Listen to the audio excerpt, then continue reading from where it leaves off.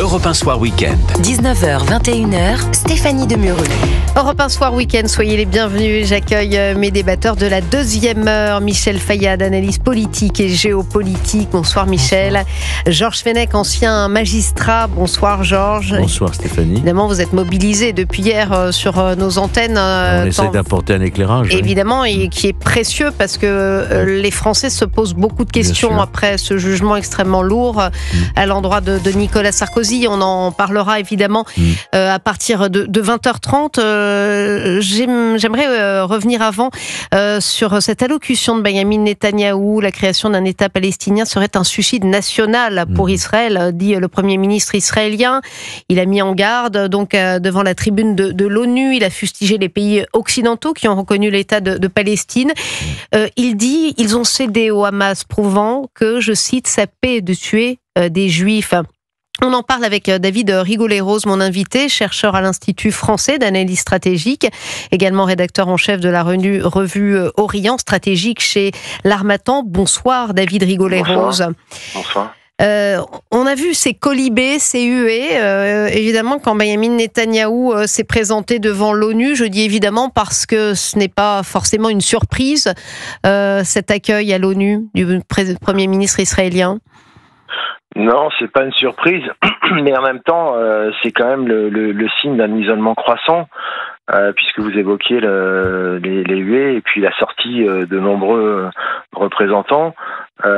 Il y avait effectivement un exercice difficile pour le Premier ministre, parce que il venait pour justifier sa ligne d'intransigeance, en disant que justement la reconnaissance d'un État palestinien était une prime en fait donnée au Hamas, lequel Hamas n'a pas manqué évidemment d'instrumentaliser cette reconnaissance, mais sur le fond l'enjeu est ailleurs, c'est-à-dire qu'effectivement il y a la perception même par le Premier ministre israélien de cet isolement croissant qui devient un problème, parce qu'il n'est pas qu'un problème vis-à-vis de l'extérieur.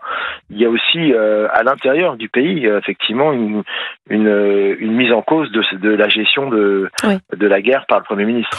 David Rigollet-Rose, évidemment on peut ne pas être d'accord avec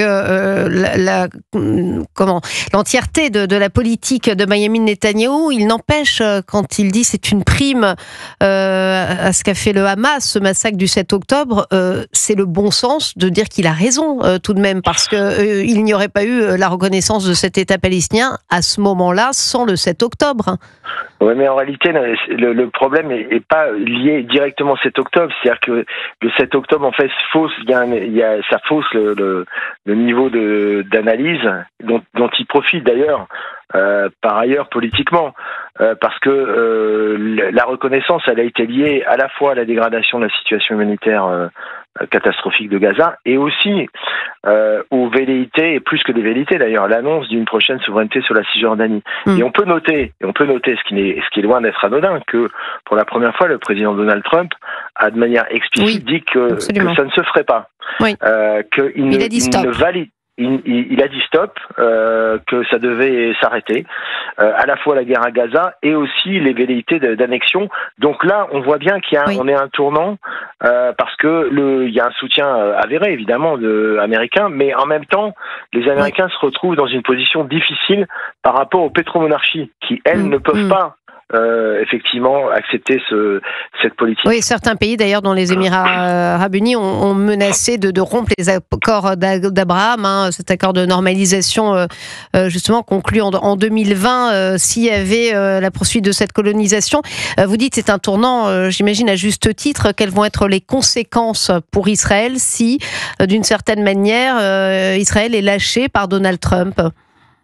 Alors, on n'en est pas là, mais incontestablement, le Premier ministre est débiteur vis-à-vis du président américain, notamment par rapport à l'Iran. On l'a vu avec l'intervention, justement, les frappes américaines sur les sites nucléaires. Il peut pas se permettre, compte tenu de son isolement croissant, de se mettre à dos le président américain. Alors, le problème, c'est qu'il est tenu aussi, lui, en interne, par les ministres de l'extrême droite de sa coalition. Et donc, il est obligé il navigue à vue, en réalité, aujourd'hui, parce qu'il est obligé à la fois de donner des gages à ses ministres, et en même temps, il ne peut pas valider tout le de leur désidérata par rapport à ce qui a été formulé par le président américain, qui veut d'une part un cessez-le-feu à Gaza, parce qu'il considère qu'il faut arrêter la guerre, ce qui est d'ailleurs le souhait de la majorité de la population israélienne, et par ailleurs qu'il ne validera pas, et c'est la première fois qu'il est aussi explicite, l'annexion annoncée d'ailleurs de manière programmatique par un vote à la Knesset en juillet dernier. Donc le Premier ministre est dans une position quand même très inconfortable aujourd'hui. En tout cas, Donald Trump a promis aujourd'hui avoir trouvé un accord sur Gaza cette semaine. Il dit, le président américain, ce sera un accord qui ramènera les otages, ce sera un accord qui mettra fin à la guerre. Alors, on n'a pas d'autres détails. Quel pourrait être cet accord, David Rigoleros? Est-ce que de votre côté, vous avez des informations? Alors, c'est un accord en une vingtaine de points qui a été reformaté par son émissaire Steve Witkoff. Mais surtout, ce qui est intéressant, c'est qu'il a été présenté et validé, semble-t-il, lors d'une réunion avec un certain nombre de pays arabo-musulmans, mardi dernier, avant même de recevoir le Premier ministre israélien, ce qui n'est pas anodin non plus, parce que ces pays dont vous parlez, les Émirats arabes unis, par exemple l'Arabie saoudite, lui ont fait savoir que de toute façon, le processus dit d'Abraham serait irrévocablement hypothéqué si le président américain maintenait un soutien inconditionnel, notamment par rapport à une élection éventuelle. Et donc, il y a l'idée effectivement de faire participer les pays arabes pour la reconstruction, parce que le président américain a en tête l'idée de finaliser les accords d'Abraham. Il ne peut pas aujourd'hui le faire par rapport du fait de l'intransigeance du Premier ministre israélien. Michel Fayad, vous souhaitiez intervenir, spécialiste des questions internationales. En fait, le chef de l'AIEA, Grossi, a déclaré il y a 2 jours comme quoi l'Iran serait capable d'avoir la bombe nucléaire dans quelques jours, s'il le voulait.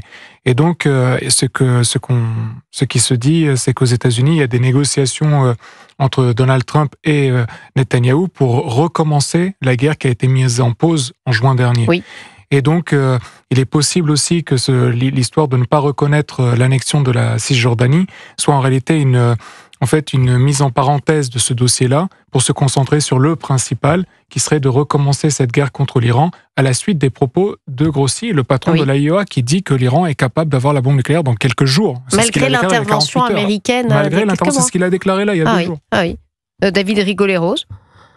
Oui, mais ça suscite un embarras auprès de Donald Trump, puisqu'il avait affirmé que le programme avait été anéanti.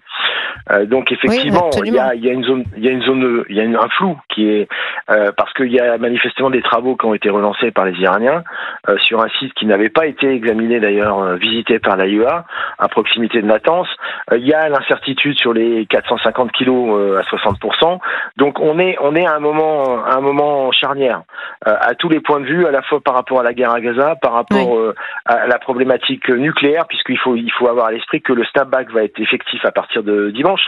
C'est le rétablissement des sanctions internationales à l'initiative des Européens, qui compléteront les sanctions américaines. Et donc, évidemment, là, c'est le niveau de tension est extrême, parce que il y a beaucoup d'incertitudes sur les attendus éventuels. Michel Fayad, vous disiez ? Oui, je disais juste que la Russie et la Chine, apparemment, aujourd'hui, ont dit qu'ils allaient essayer de retarder cette échéance, ce snapback.